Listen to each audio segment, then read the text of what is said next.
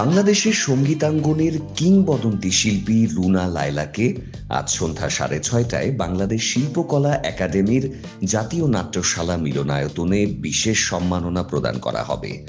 দেশের সঙ্গীত জগতে তার অসামান্য অবদানকে জাতীয়ভাবে স্বীকৃতি জানাতেই এই আয়োজন করেছে সংস্কৃতি বিষয়ক মন্ত্রণালয় ও বাংলাদেশ শিল্পকলা একাডেমি। সম্মাননা প্রদান অনুষ্ঠানে প্রধান অতিথি হিসেবে উপস্থিত থাকবেন সংস্কৃতি বিষয়ক মন্ত্রী নিতাই রায়চৌধুরী। এছাড়া বিশেষ অতিথি হিসেবে উপস্থিত থাকবেন সংস্কৃতি বিষয়ক প্রতিমন্ত্রী আলী নেওয়াজ মাহমুদ খৈয়ম এবং তথ্য ও সম্প্রচার মন্ত্রণালয়ের উপদেষ্টা জাহেদুর রহমান। সম্মাননা গ্রহণের পর রুনা লায়লা তার ভক্ত শ্রোতাদের জন্য পরিবেশন করবেন নিজের পছন্দের 10টি জনপ্রিয় গান।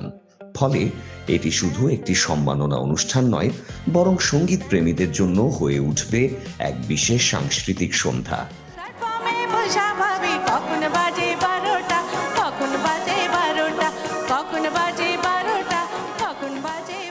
বাংলাদেশ শিল্পকলা একাডেমি জানিয়েছে, রুনা লায়লার প্রতি গভীর শ্রদ্ধা নিবেদন এবং দেশের সঙ্গীত ঐতিহ্যে তার অসামান্য অবদানকে জাতীয়ভাবে সম্মানিত করার লক্ষ্যেই এই উদ্যোগটি নেওয়া হয়েছে। উল্লেখ্য, গত বছরে একই ধরনের সম্মাননা পেয়েছিলেন প্রখ্যাত সঙ্গীত শিল্পী সাবিনা ইয়াসমিন। আর চলতি বছর সম্মানিত করা হবে বরেণ্য শিল্পী সৈয়দ আব্দুল হাদীকে। তবে আগের 2 আয়োজন ছিল শুধুমাত্র আমন্ত্রিত অতিথিদের জন্য। এবারই প্রথমবারের মতো সাধারণ দর্শকরাও টিকিট কেটে অনুষ্ঠানটি উপভোগ করার সুযোগ পাচ্ছেন। শিল্পকলা একাডেমির পক্ষ থেকে জানানো হয়েছে, টিকিট বিক্রির মাধ্যমে প্রাপ্ত সম্পূর্ণ অর্থ বন্যার্তদের সহায়তায় প্রধানমন্ত্রী ত্রাণ তহবিলে অনুদান হিসেবে প্রদান করা হবে। দর্শকদের জন্য টিকিটের মূল্য নির্ধারণ করা হয়েছে 2,000, 3,000 এবং 5,000 টাকা। বাংলাদেশের সঙ্গীত ইতিহাসে রুনা লায়লার অবদান অনন্য।